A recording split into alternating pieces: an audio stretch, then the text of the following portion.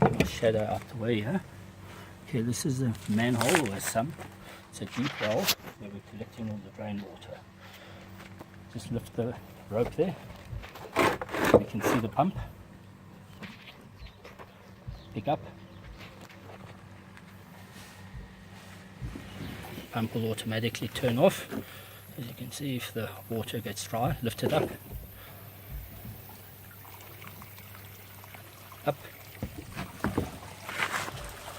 Just come up a bit higher there. Let's see if we can take a closer look at that pump. Okay, put it back in the water. Pump will start up again. Alright, put it under the water.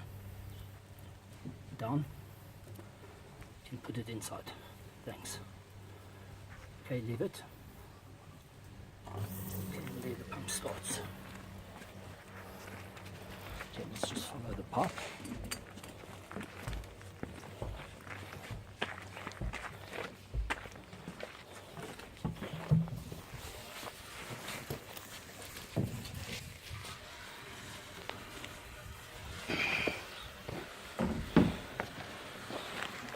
That's feeding to an underground water tank. The reinforced polypropylene reservoir that we're concreting in below the ground is receiving all of the water that we're collecting in the deep well, which has actually been running underneath the main building from all the years of rain, as the house is on the slope. And it's the main contributor to this house's major rising damp problem. They've thrown money at this house 4 times over the past 6 or 7 years, with damp proofing companies injecting silicone into the walls, tanking with waterproofing around the foundations. But ultimately there's one and only one solution for rising damp. That is to track and trace where the water is around the house, or the moisture, if it's not water, in the soil. To study the soil type and rock formation below the soil. I'm talking about excavating 2 to 3 meters under the ground, and then horizontally below the house's footprint.